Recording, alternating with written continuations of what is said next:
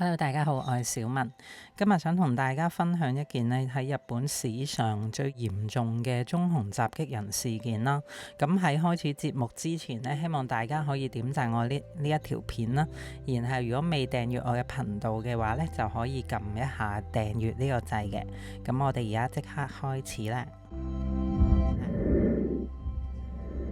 咁相信對好多香港人嚟講呢，北海道呢個地方呢一啲都唔陌生。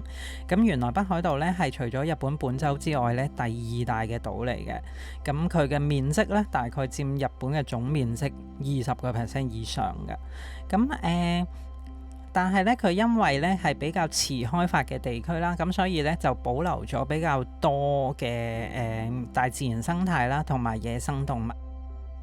咁喺陸地上面呢，體型最大嘅野生動物呢，就係棕熊啦。根據日本2024年嘅媒體報導呢，喺北海道居住嘅棕熊嘅數目呢，大概已經係有12000隻左右嘅，咁而淨係計喺北海道呢，每一年呢都有超過2000宗嘅目擊個案嘅。咁一般嚟計呢，棕熊大概會喺每一年嘅11月至到3月呢，都係佢哋嘅冬眠嘅時間嚟嘅。咁喺呢段時間裏面呢，佢哋唔會進食啦，亦都唔會排泄嘅。咁所以通常喺呢一段時間呢，就唔會有襲擊人嘅事件發生嘅。咁但係因為如果冇足夠嘅食物呢，咁佢哋呢就會喺呢段時間呢難以進入佢哋嘅冬眠狀態。咁今日講嘅呢件事件呢，亦都係一隻冇進入冬眠狀態嘅棕熊。咁我哋翻去1915年嘅北海道。1915年，北海道尖前村三無別地區嘅一條小鎮叫做綠線澤裏面呢，就有一家叫做池田家。佢哋喺11月中旬嘅時候呢，發現佢哋嘅馬房嗰度呢，有馬呢就好驚慌咁樣喺度叫。咁然後佢哋出去觀察嘅時候呢，就發現呢有一個黑影呢，就啱啱係逃跑咗，而佢哋嘅農作物呢，一啲嘅粟米呢，亦都係被掃到呢成個地下都係嘅。咁喺呢件事之後呢，池田家呢就加緊呢咁樣去防護佢哋啦，就驚有熊嘅襲擊嘅。咁喺同月嘅30號呢，呢一隻棕熊呢又再次翻到嚟池田家啦。咁但係今次呢，雖然之前有準備啦，但係由於佢哋嘅槍支啊、獵槍啊都唔係好先進啦，咁所以呢，今次呢，佢哋只係呢見到呢一隻嘅棕熊係非常之龐大啦。咁但係呢，只係可以令到佢受咗傷呢。咁但係就冇捉到呢一隻嘅棕熊嘅。而且咁但係好彩嘅係呢，呢一日呢，佢哋屋企呢係冇人受傷嘅。12月9號喺同村嘅另一個屋企咧，太田家呢，今次呢就冇咁好彩啦。太田三郎呢，佢朝早就出咗去工作啦，然後呢，屋企呢就剩翻佢嘅妻子同埋佢嘅兒子呢，就喺屋企嘅。咁喺佢放工翻到屋企嘅時候呢，就發現屋企裏面呢一片狼藉，然後呢，地下呢就瞓住佢自己嘅小兒子嘅屍體，而佢嘅妻子呢，亦都係冇咗蹤影嘅。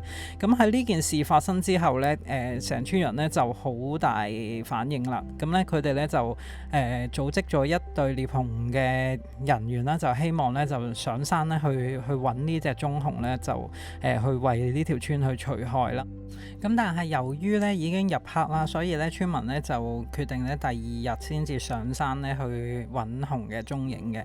咁喺12月10號啦，咁啲村民咧就上山真係遇到呢一隻嘅棕熊，但係咧由於佢哋嘅武器咧亦都係比較少啦，咁佢哋就呢一次咧都係捕獲唔到呢隻棕熊嘅。咁但係咧就喺呢隻熊棲息嘅嗰棵樹下面咧，就揾到太田三郎嘅妻子嘅屍體啦。咁太田當然係好傷心啦，咁佢就將妻子嘅遺體咧就搬翻咗自己嘅屋企裏面。咁當晚咧佢哋咧就舉辦咗喪禮啦。咁好多嘅村民咧都嚟到去悼念呢兩位不幸殉難嘅死者嘅。咁但係所有嘅村民都冇諗過咧，喺呢個時候咧，呢隻棕熊咧，因為佢食過人肉啦，然後咧佢就翻到嚟呢條村裏面咧，係想揾呢兩條屍體咧，係繼續係做佢嘅食物嘅。咁所以咧就去到太田家裏面啦，然後咧因為太田家裏面咧人係比較多，咁所以咧呢隻棕熊咧最終咧都係走咗嘅。咁但係佢走嘅時候咧，佢就冇翻到去森林裏面，反而咧佢就去咗呢條村嘅下游。咁去咗邊一家咧？就去咗明景家啦。咁明景家本身咧就係一個比較似避難所嘅地方，因為佢比較偏遠少少啦，咁同埋佢間屋咧都幾穩固嘅。咁但係咧呢隻棕熊嚟到嘅時候咧，係喺佢嘅屋企裏面咧係肆虐嘅。咁當時咧屋企裏面咧係同埋街藤家咧兩家人喺度咧，一共係有12人，當中咧係有好多小朋友啦，同埋咧亦都係有大肚婆喺裏面嘅。咁呢隻熊入到去明景家裏面之後咧，就開始大肆咧去攻擊咧裏面嘅人啦。咁佢喺無意中咧就撞冧咗咧當時唯一嘅照明啊。咁所以咧裏面咧就變到漆黑一片啦。咁所有喺屋裏面嘅人咧都非常之咁驚慌，又唔知隻熊喺邊啦，咁又唔知逃生嘅路線喺邊度。咁有部分嘅人咧就走咗出嚟，然後咧裏面咧就變成人間煉獄啦。咁喺呢一間屋裏面呢，一共呢就有5個人呢係死亡啦，然後3個呢係重傷嘅。咁即係呢，喺呢一次事件裏面呢，呢一隻棕熊呢喺2日內已經係殺咗7個人，然後令到3個人呢係重傷嘅。咁警方咧亦都開始咧介入事件啦。咁喺12月12號咧，警方咧就連同村民咧就一齊咧就組成咗一個嘅獵熊嘅隊伍。咁好可惜嘅咧，就係喺12月12號呢一次嘅上山嘅行動裏面咧，亦都係未可以咧就去射殺到呢一隻嘅棕熊嘅。咁之後咧，警方咧亦都係揾呢個軍方咧就介入啦。咁到咗12月14號咧，佢哋咧就連同軍方咧有超過600人咧去圍捕呢一隻嘅棕熊啦。咁咧佢哋亦都配備咗咧50支以上嘅獵槍啦，同埋包括咧係一啲嘅自動步槍，同埋咧另外咧仲有10隻以上嘅獵犬嘅。咁最終咧就一個叫山本先生嘅老兵咧，佢咧就發現咗呢隻體型非常之龐大嘅棕熊嘅身影。咁佢咧就二話不說咧，就已經向佢嘅背部咧係開咗一槍。咁嗰一槍咧就射中咗佢嘅心臟旁邊嘅位置。咁但係咧呢一隻棕熊咧冇因為呢一槍咧而即時死亡嘅。咁佢咧反而咧就企咗起身咧，然後咧正面咧就面對住呢一位嘅老兵。咁山本先生咧亦都係咧再次咧向佢嘅頭部咧就開咗一槍，然後呢一隻棕熊咧先至係應聲倒地嘅。咁喺人員咧解剖呢隻棕熊嘅時候咧，發現咧佢嘅體型嘅龐大咧係佢有超過2.7米嘅體型啦，然後佢嘅頭部咧亦都係非常之大嘅。咁佢嘅體重咧係超過600公斤嘅。咁然後咧喺佢嘅胃部咧發現咗一啲咧未消化完嘅人體嘅殘肢啦，同埋衣物嘅。咁最終咧呢一件事件咧就喺呢個情況底下咧就終告落幕啦。咁唔知大家聽完呢一個事件之後咧，會唔會影響你之前一直以嚟對熊嘅感覺呢？咁可能我哋成日都會見到呢一啲嘅公仔咧做到熊好得意啊！我記得咧，我第一次見到棕熊嘅時候咧，係喺動物園，我哋坐嗰啲嘅坐喺嗰啲豬籠車裏面咧，然後咧隻熊係喺出面嘅，即係獅子老虎嗰啲就喺出面。咁我第一眼見到隻熊嘅時候咧，真係覺得佢咧傻頭傻腦咁樣咧係好可愛嘅。但係咧聽完之後咧，我係一啲都唔覺得佢可愛。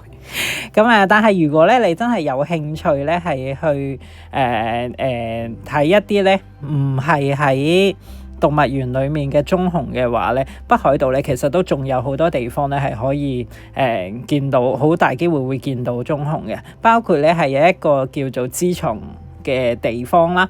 咁佢嗰個地區裏面咧已經有400-500隻咧係野生嘅棕熊㗎啦。咁我喺網上面揾到咧，你可以有幾個方法咧可以觀賞到呢個嘅棕熊嘅，包括咧就係申請去呢個叫做芝藏嘅國家公園啦。咁你可以揸車入去嘅，亦都有人咧係可以徒步入去嘅。咁但係咧，其實我見都唔係好建議嘅。雖然咧係有響度咧係會帶領你啦，咁佢哋亦都會比較知道咧點樣可以喺一個安全嘅情況底下咧去觀察呢啲嘅棕熊。咁但係咧如果比較冒險嘅話咧，先會即係比較中意冒險嘅話咧，先會選擇呢個方法咯。咁如果咧安全啲嘅話咧，你就係可以搭嗰啲觀光船啊，即係日本咧有好多呢啲嘅觀光船嘅公司嘅。咁觀光船咧就係可以喺一個比較遠少少嘅距離啦，咁佢亦都會咧係提供一啲嘅望遠鏡啦，即係如果你冇買望遠鏡去佢亦都可以借用望遠鏡咧去觀察佢哋，包括係一啲佢哋平時日常嘅生態啊，包括係捕獵啦，或者係喺河邊嗰度咧去捉嗰啲叫做鮭魚去食咁樣啦。咁呢啲嘅情況咧都會睇到嘅。咁如果萬一我真係會去北海道嘅話咧，我諗我都係會用呢個方法嘅。太過近距離咧就唔好搞我啦咁樣。咁咧我再補充少少咧，就係萬一你如果喺你冇準備嘅情況底下咧遇到棕熊咧，你應該係點樣去應對嘅？因為咧見到咧譬如舊年咧喺一啲市區咧都會有棕熊出現啦，咁甚至係襲擊嘅事件發生嘅。咁譬如係去到係札幌啦，我見到2024年嗰個咧就係喺札幌直情係 JR 距離 JR 站咧係3公里左右嘅地方咧，就有隻棕熊咧就闖入咗民居咁樣啦。咁我哋如果萬一真係你喺旅途當中遇到棕熊，應該點樣處理咧？咁我都會分享一下咧。咁首先咧，最好咧，你去有熊會出沒嘅地方咧，最好都係要配備一支嘅防熊噴霧啦，咁樣。咁如果咧你係有車嘅話咧，喺揸車嘅途中咧見到棕熊嘅話咧，你可以慢慢咁樣駛過，最好咧就唔好停低喺度影相啦，亦都咧唔好即係打開隻窗啦，或者係落車去影嘅。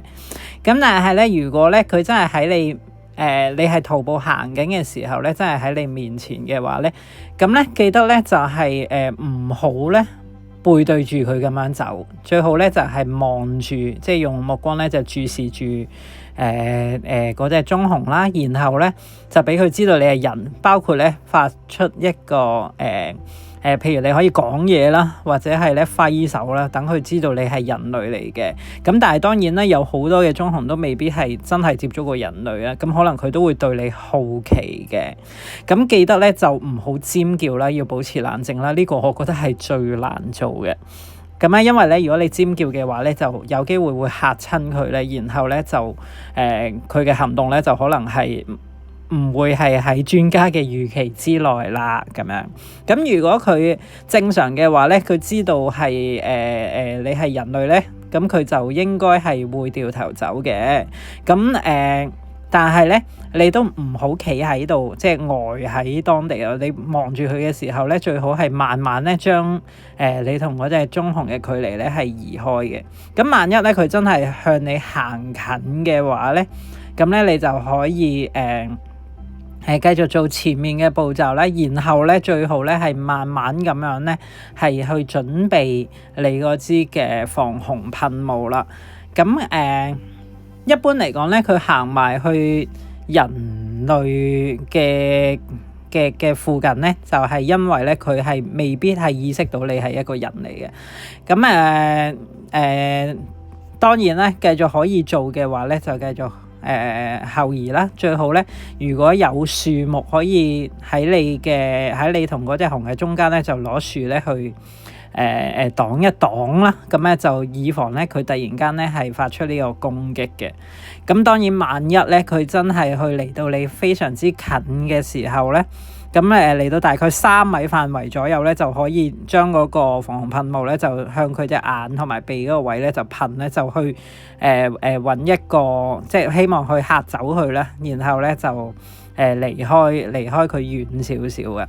咁萬一佢真係向你攻擊嘅時候咧，就要趴喺度啦，然後咧護住自己嘅後心，就算佢將你反轉咧，你都係要趴翻喺度嘅，維持趴喺度嘅動作。咁當然咧，我睇呢篇嘢寫到呢度嘅時候咧，就差唔多係講到話祝你好運咁嘅意思啦。咁記住咧，跑咧係唔會可以幫到你嘅，你係一定唔會跑得贏佢，而熊咧。即係棕熊咧，係有一個追逐一啲跑緊嘅獵物嘅天性嘅。即係萬一你掉轉頭擰轉身跑嘅話咧，佢係一定會追你嘅，即係好大機會會追你啦。咁而棕熊咧去攻擊嘅時候咧，佢嗰個時速咧係可以去到50至60公里嘅，即係你跑得有幾快，你係一個幾好嘅短跑或者長跑高手都好，你都冇可能跑得快過一隻熊嘅。咁佢嗰個速度咧，同埋攻擊咧 even 係可能係獅子或者係老虎咧，都要怕咗佢哋嘅，即係都未必係會犀利得過佢哋嘅。咁希望大家中意我今次嘅分享啦。咁你哋又有啲咩嘅回應咧？我好想聽啊。你哋覺得我今次講成點啊？其實我自己都覺得好有啲緊張嘅。咁我一路聽翻我之前嘅一啲嘅錄音咧，都覺得咧自己可能講嘢嗰方面咧都係仲係有需要改進嘅地方嘅。咁希望大家多多包涵，同埋中意我繼續落嚟嘅唔同嘅嘗試啦。咁樣咁中意呢條片記得點讚同埋分享俾你身邊嘅朋友啦。咁我哋下次再見啦，拜拜。